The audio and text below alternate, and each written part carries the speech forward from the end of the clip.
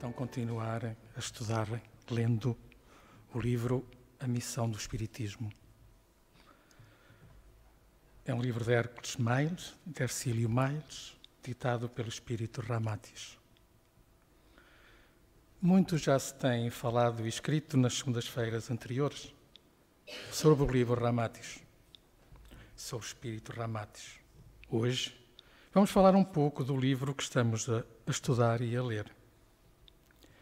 É universalista com uma tónica original da doutrina espírita.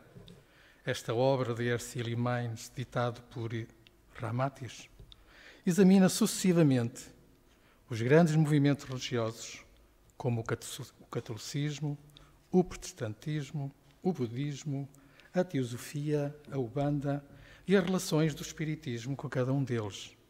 E ainda com o Evangelho, com a Bíblia, com a psicanálise, e dá-nos a sua posição ante a homeopatia. Ramatis nos mostra a missão transcendencial da doutrina espírita, que, ao invés de mais uma doutrina sectária e exclusivista, é uma doutrina que foi prevista pelo alto, pela espiritualidade superior, como elo de união fraterna entre crenças e religiões, e como síntese, acessível ao homem contemporâneo das grandes verdades ocultas iniciáticas, possibilitando ao espírito ocidental, neste século de transição planetária, efetuar a iniciação à luz do dia.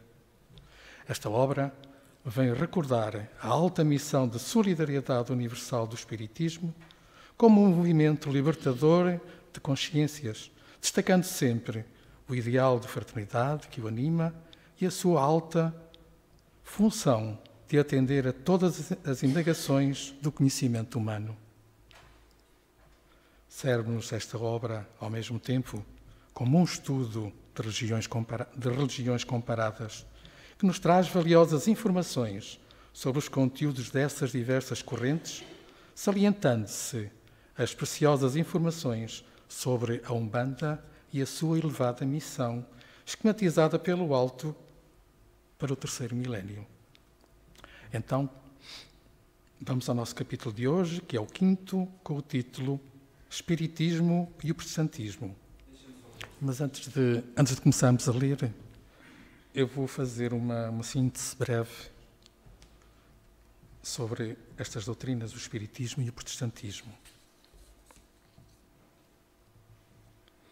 Sabemos que a nossa doutrina nos foi revelada pelos espíritos superiores, o Espírito de Verdade, através de médiuns, e que foi organizada, codificada no século XIX, por um ilustre educador francês, conhecido por Allan Kardec. Sabemos também que o Espiritismo é ciência, filosofia e religião.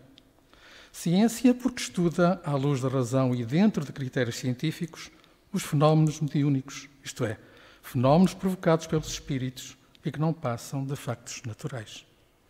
É filosofia porque nos dá uma interpretação da vida, respondendo a questões e dando-nos o conhecimento das coisas, como, por exemplo, como o que somos, diz-nos o que nós somos, de onde viemos de casa, da pátria espiritual, para onde vamos, voltamos a casa, à pátria espiritual, e qual o objetivo da nossa existência aqui na Terra, que é aprender, é evoluir, muitas vezes através do sofrimento.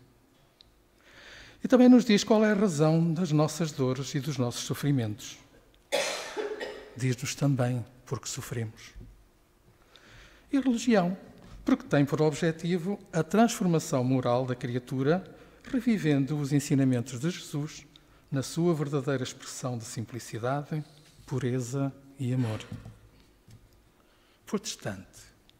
Protestante é o adjetivo qualificado que se dá aos movimentos cristãos que surgiram depois de uma reforma que se levou a cabo no século XVI em diversos países europeus. O protestantismo, por conseguinte, surgiu como parte da chamada Reforma Protestante que nasceu na Alemanha e que derivou na criação de diversos grupos religiosos e igrejas. Os movimentos protestantes devem o seu nome ao objetivo de modificar a estrutura e certos princípios da Igreja Católica, mas sem a substituir ou abolir. Os teólogos Martim Lutero e João Calvino são considerados os pais do protestantismo. A renúncia ao grande poder do Papa, a oposição à venda de indulgências e à pretensão da Igreja Católica de se aproveitar das terras ociosas que possuía em diversas regiões do mundo foram alguns dos movimentos que impulsionaram a Reforma Protestante.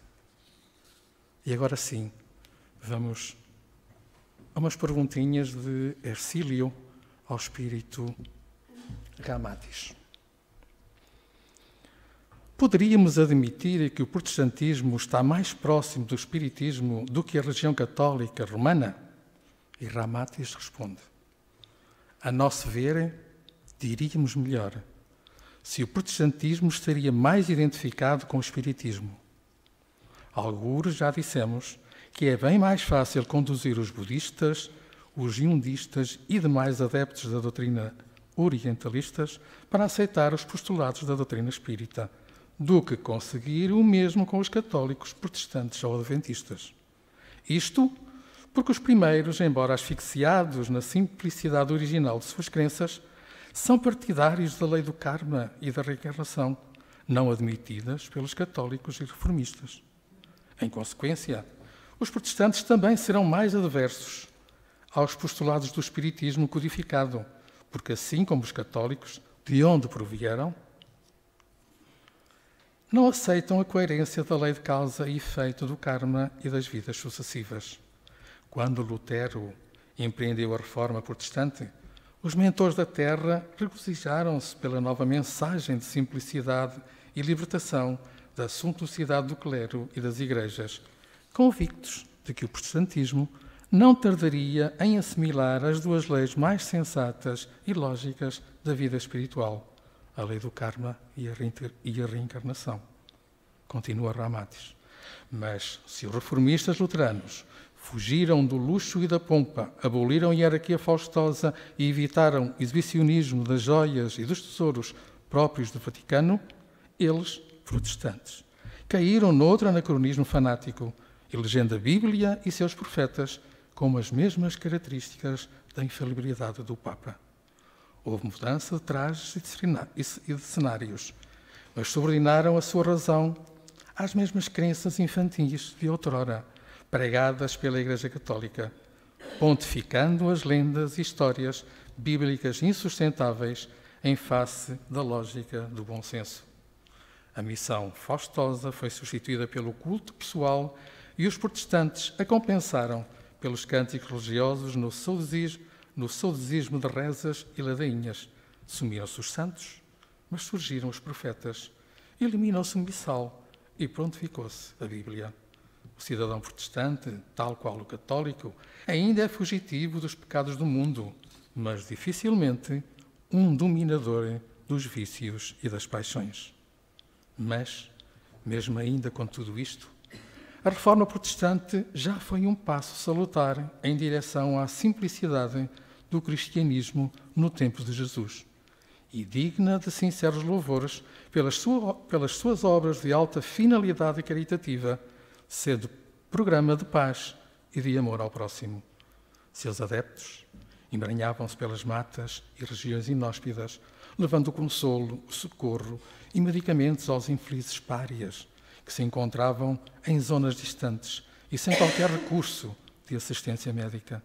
São disciplinados, eficientes, ordeiros e até heroicos nos seus labores socorristas. Mas, lastimavelmente, ficaram nas adjacências da reforma de Lutero. Ramificaram-se em dezenas de outras seitas protestantes, com referências por este ou aquele profeta, por esta ou aquela passagem do Velho e do Novo Testamento. A fonte pródiga da Bíblia abriu-se em minúsculos riachos, que depois ainda se subdividem em novas ramificações, atendendo os mais variados tipos psicológicos de criaturas ansiosas por novas revelações no campo da religiosidade fenoménica do mundo. Outra pergunta por Hercílio. Alegam muitos protestantes e católicos que no seio espírita também se produzem distinções e depois surgem entidades e sistemas de trabalho diferentes, por vezes até diversos entre si. Citam os kardecistas, umbandistas, neoespíritas, redentoristas e outros movimentos criados à sombra do espiritismo de Kardec. E depois, constituindo-se em outras tantas seitas, desligadas da entidade máter, federativa, que dizeis?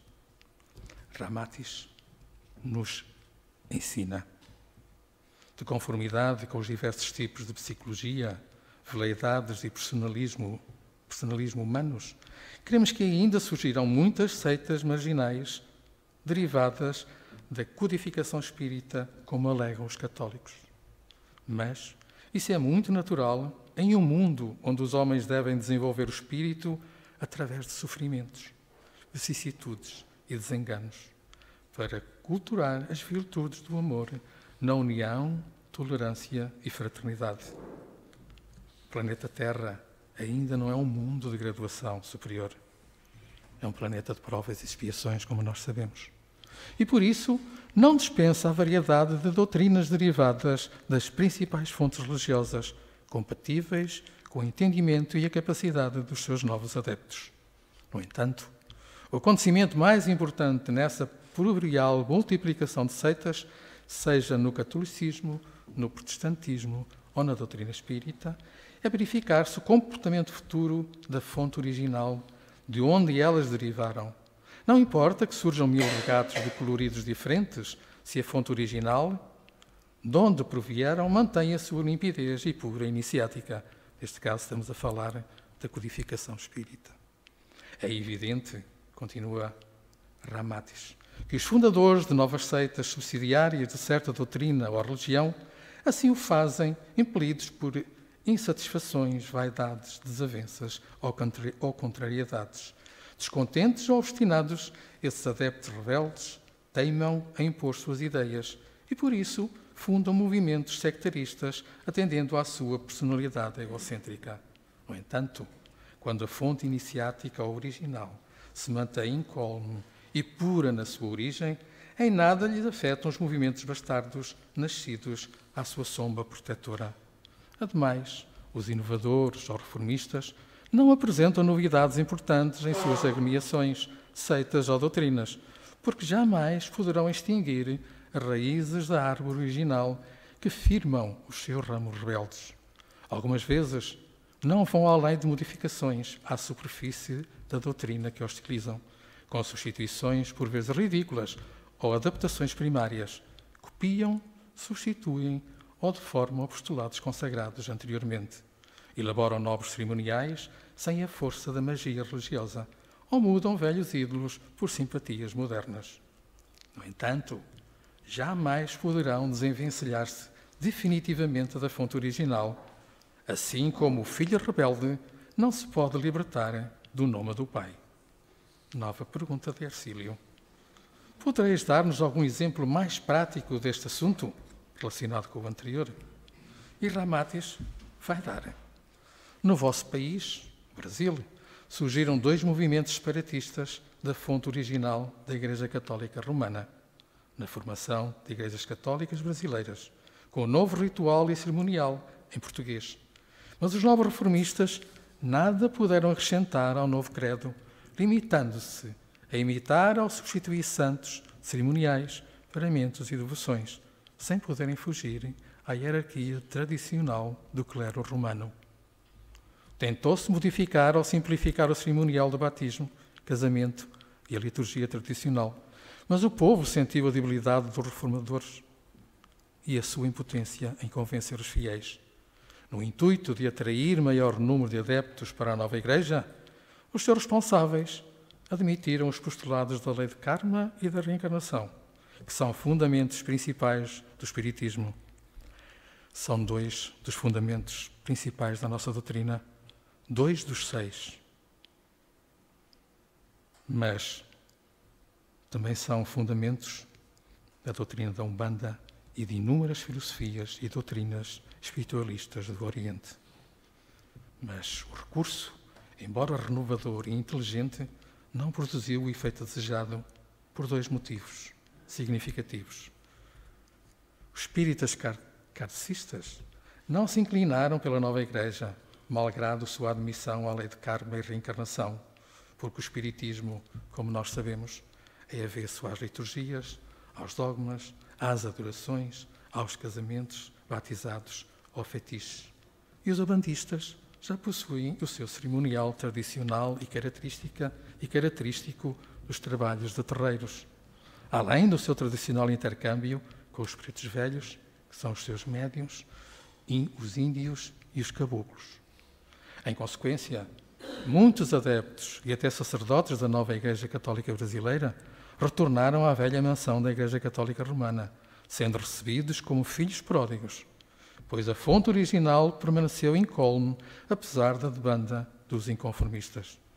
E o fenómeno explica-se com facilidade, pois não houve realmente um protesto ou reforma contra o catolicismo, e sim apenas mudança do rótulo de Igreja Romana para a Igreja Brasileira. Evidentemente, é preferível continuar com o original do que aceitar um sucedâneo de ingrediente inferior. Nova pergunta de Hercílio. Parece-nos que o fenómeno é diferente entre protestantes, sendo raros os que retornam ao catolicismo. Não é assim? E Ramatis nos ensina novamente. Insistimos em dizer: Lutero não prosseguiu com as mesmas características da Igreja Católica Romana, mudando-lhe apenas o nome, sem modificar-lhe o conteúdo. Lutero encetou uma reforma completa nos costumes cerimoniais e hierarquia, opondo-se ao fausto clerical e tentando uma simplificação do retorno ao cristianismo. Mas em face da diversidade de temperamentos, entendimento, costumes, simpatias e até interesses, também derivaram do protestantismo iniciático dezenas de seitas novas, atendendo grupos à parte que não podiam ajustar-se satisfatoriamente aos postulados reformistas. Algumas adotaram práticas religiosas e interpretações bíblicas mais excêntricas, sem poderem libertar-se, em definitivo, da fonte original de onde provieram.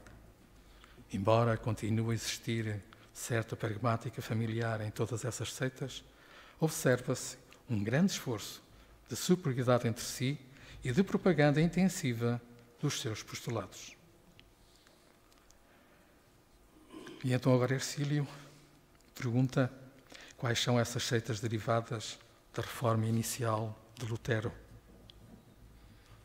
E Ramatis vai nos dizer: malgrado a multiplicidade de seitas e movimentos reformistas, fundados à sombra da própria reforma de Lutero, e que prosseguem lançando novas ramificações pelo mundo, citaremos as que são oficialmente, só as que são oficialmente reconhecidas como unidades religiosas e de responsabilidade jurídica, porque há muitas, muitas, muitas mais. São os presbiterianos, os metodistas, os mormons, os batistas, os episcopais, os luteranos, os testemunhas de Jeová, os adventistas do sétimo dia, os discípulos da Igreja Cristã, os grupos pentecostais e os cientistas cristãos. E nova pergunta de Hercílio. E qual é a situação do espiritismo codificado com relação a outros movimentos que também se derivam dele e possam surgir por efeito de novas inconformações? Ramatis diz-nos: evidentemente, qualquer movimento rebelde contra o espiritismo codificado só comprova a inconformação de certos adeptos contra os seus postulados doutrinários. No entanto, isso em nada é desairoso para a doutrina, caso permaneça íntegra e inalterável a fonte original da codificação kardecista. A própria Umbanda, por exemplo, não é movimento reformista ou de protesto contra a codificação espírita de Kardec, mas apenas secretismo religioso e movimento espiritualista à parte derivado da magia do folclore africano e ameríndio, alicerçado sobre o fenómeno da mediunidade. Quanto a alguns movimentos que se observam de espíritas em agrupamentos isolados, ou temperando suas práticas com alguns condimentos de outras doutrinas reencarnacionistas, é mais propriamente uma espécie de insubordinação contra a tutela da federalização oficial do espiritismo no Brasil. O próprio racionalismo cristão ao espiritismo redentorista, fundado por Luís de Matos, como um protesto contra médios mercenários, credos mestícios e fanáticos, dogmáticos recalcitrantes, elites conservadoras e adeptos interessados apenas no bem-estar material. Não afeta tudo isto, não afeta a codificação espírita por uma razão muito simples. O próprio Allan Kardec já havia previsto e apontado tais diabetes numa sentença impecável que diz: conhece o espírita pela sua incessante transformação moral. O racionalismo cristão de Luís de Matos não é um protesto contra o espiritismo, é contra os maus espíritas. Outra perguntinha. E no caso do protestantismo, as seitas que derivaram dele, porventura, não se libertaram das velhas formas conservadoras, organizando movimentos liberais religiosos e oferecendo um padrão mais evoluído nas suas novas atividades religiosas? Ramatis explica. Até hoje, ainda não puderam oferecer algo mais dinâmico e convincente ao progressista, além do conhecimento e da doutrina do tronco central de onde originaram. Não obstante a admissão de certas regras e conceitos que diferem um pouco da fonte original, as novas seitas ainda não se libertaram do sectarismo, do biblismo e profetismo da reforma protestante iniciada por Lutero. E agora, para nosso aprendizado, eu fui o primeiro, porque não estava muito por dentro de todas estes movimentos, estas doutrinas.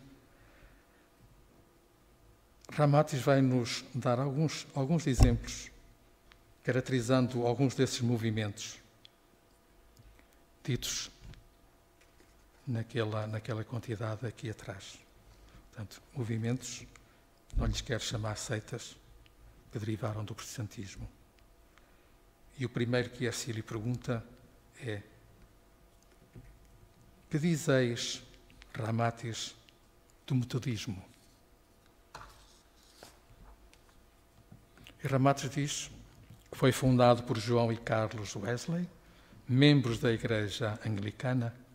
Apesar de intencionarem organizar um grupo religioso de estímulo a uma vivência mais santificada e de protesto contra o mandonismo daquela época, como o decorrer do tempo, eles também terminaram adotando e consagrando a hierarquia, o batismo por aspersão, elegendo vários trechos bíblicos para fundamento do seu credo. Conforme os ensinamentos metodistas, um crente em Cristo pode-se perder ou cair da graça, mas se arrepender, pode recuperar a graça divina pela vontade de Deus. O seu batismo também não é de imersão, mas de aspersão, como na Igreja Católica, à semelhança da mesma cerimónia da Igreja Católica. Adotam das Escrituras muitos trechos do Velho e do Novo Testamento a respeito do pecado, da salvação, do batismo ou da Igreja, alicerçando os seus ensinos principalmente nos Atos dos Apóstolos e particularizados nas Epístolas de Paulo, com alguma preferência mais específica ao Evangelho de João. E a significação da Igreja Presbiteriana?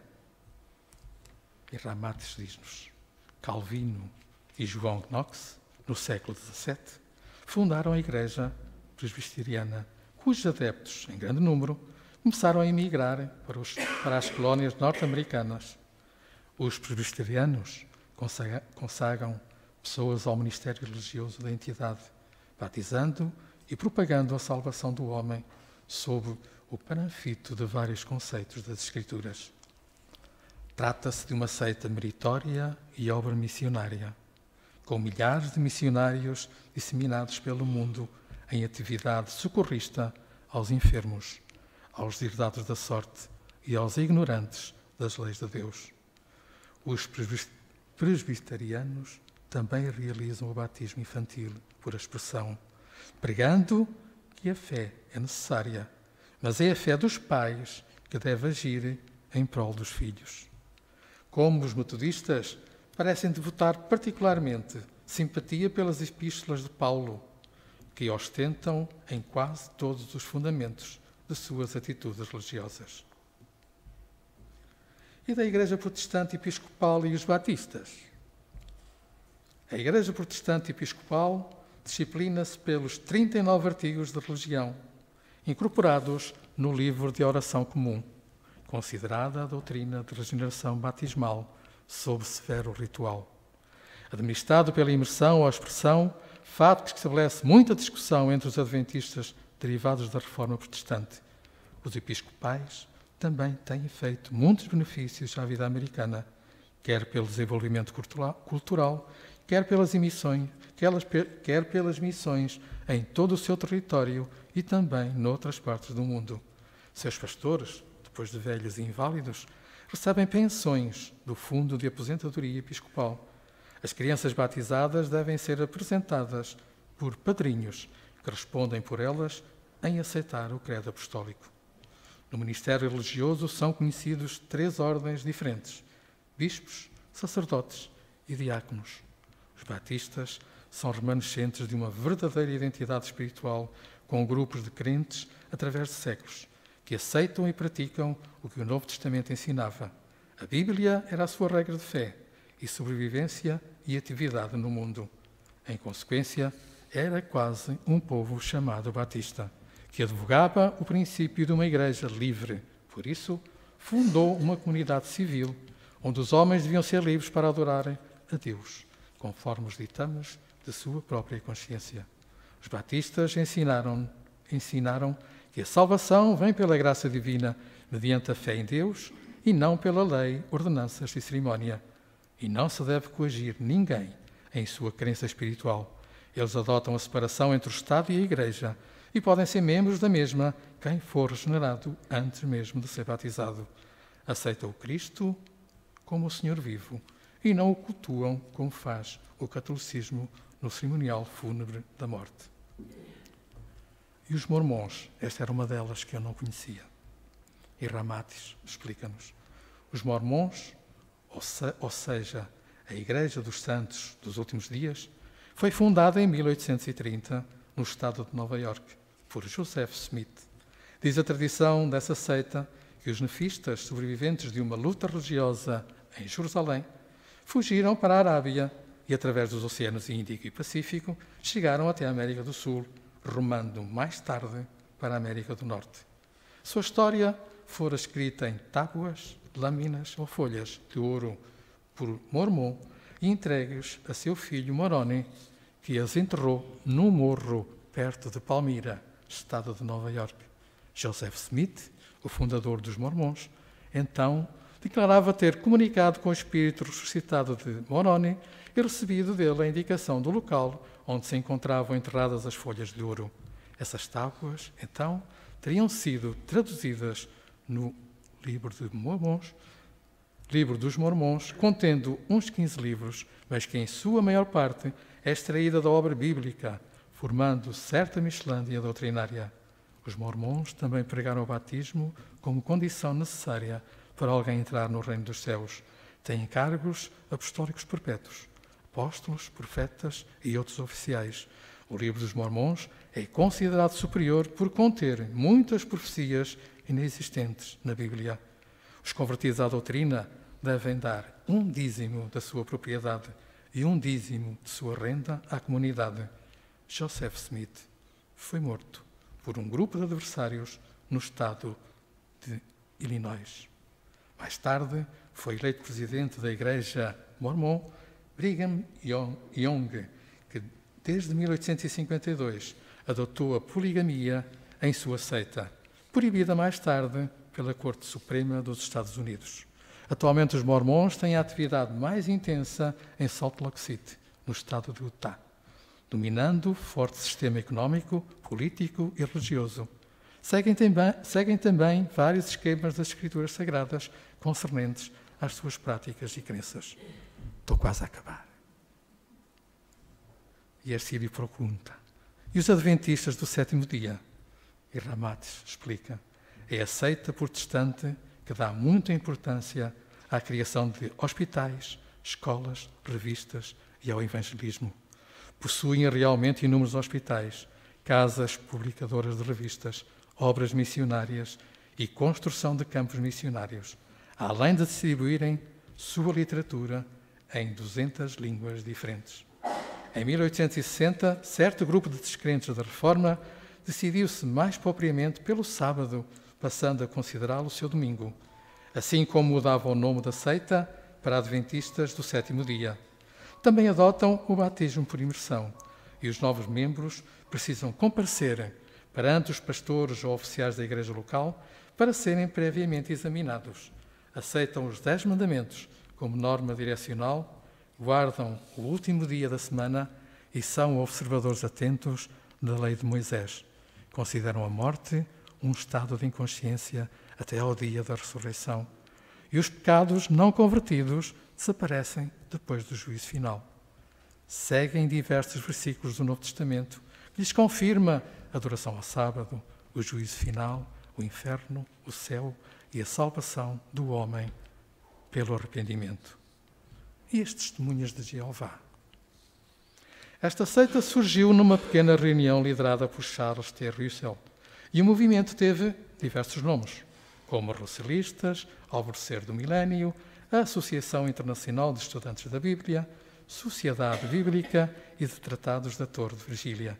Em 1931, foi-lhe conferido a denominação definitiva de Testemunhas de Jeová pelo juiz J.C. Rutherford, que substituiu o pastor Russell. As Testemunhas de Jeová disseminam-se por quase todas as cidades dos Estados Unidos e em outras partes do mundo, com o propósito fundamental de estudar a Bíblia. Não constroem templos para uso próprio e costumam reunir-se em salões alugados. Publicam sua literatura em muitas línguas e se afirma que já produziram mais de 200 milhões de exemplares em circulação. Os Testemunhas de Jeová são inquietos, embora trabalhadores, são zelosos e, por vezes, provocam discórdias pelo seu fanatismo irredutível na admissão de seus conceitos religiosos, como nós sabemos. Negam a divindade de Jesus, afirmando que Jesus era um homem perfeito, nem mais nem menos, e que nasceu ao nível humano para ter natureza divina na sua ressurreição. Ensinam que milhões de pessoas agora vivas jamais morrerão, porque lhes será dada a vida eterna quando chegar o terceiro milénio e os pecados julgados perante os tribunais divinos, sendo Jesus Cristo o Redentor da humanidade. O homem é alma, mas não tem alma. E que Jesus não ressuscitou o corpo, mas o conserva em algum lugar para o mostrar aos povos no momento profético. Negam que haja um inferno eterno, mas admitem o Hades como sepultura. Opõem-se a todos os governos presentes, recusam fazer continência à bandeira, são pacifistas, mas irascíveis em tempo de guerra e não aceitam a transfusão de sangue de réprobos ou profanos. Seguem nas Escrituras Sagradas somente aquilo que confirma as suas convicções no Novo Testamento e nos vários versículos do Velho Testamento. E agora, por último, Ercílio pergunta: e os luteranos? E Ramatis nos ensina. Os luteranos, também disseminados pelo mundo, atingem provavelmente a mais de 100 milhões de adeptos. Martim Lutero, depois de formado doutor pela Universidade de Wittenberg, concluiu que a paz espiritual e segurança do ser não se achava nos preceitos e práticas da Igreja Católica Romana, mas sim nos ensinos das Escrituras, mediante a fé e a comunhão individual com Jesus. Foi então excomungado pelo Papa por atacar os concílios, a venda de indulgências e a pompa do clero. Lutero traduziu a Bíblia para a língua alemã e estabeleceu uma forma de culto simples para os luteranos. Escreveu os catecismos, ainda hoje em uso nas igrejas. As igrejas luteranas escolhem os seus próprios ministros e o candidato a ministro é ordenado por um sínodo na tradicional reunião anual. O sínodo exerce sua jurisdição sobre determinado estado, distrito ou grupo de fiéis. Mas é evidente que, ao rejeitar a Igreja Católica Romana, Martim Lutero não abandonou por completo a sua bagagem católica romana. Dela conservou o batismo infantil, a concepção sacramental das ordenanças, substituindo o controle do Papa pelo Estado religioso, valorizando muito a letra em desfavor do espírito. O batismo entre os luteranos é necessário para a salvação do homem e concede o perdão dos pecados. Os luteranos são afeitos às Escrituras, mas dominados pelo espírito de discussão. Muitas vezes promoveram sérias dissensões por causa das mais simples interpretações diferentes dos versículos e das passagens evangélicas. Mas a verdade é que a Reforma Luterana também já sente a sua debilidade no esforço de esclarecer a humanidade. Perde terreno pela sua obstinação fanática de se considerar a única religião que prega a verdadeira verdade. E como síntese deste capítulo, o Alto empreendeu inúmeras tentativas no sentido de fazer a Igreja Católica ou Protestante admitir a lei do karma e o processo da reencarnação, pois semeou fenómenos mediúnicos até entre os maiores de tais credos, na forma de acontecimentos incomuns e destinados a provar a existência da alma e a possibilidade do seu intercâmbio entre os vivos. Entre os padres franciscanos ou capuchinhos, os mentores espirituais encontraram mais facilidade para despertar a vidência, a audição e a incorporação mediúnica, inclusive o curandismo controlado pelo além.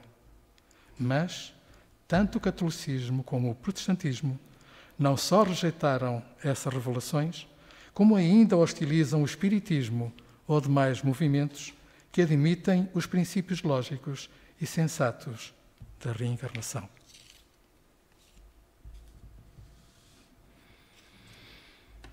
Terminamos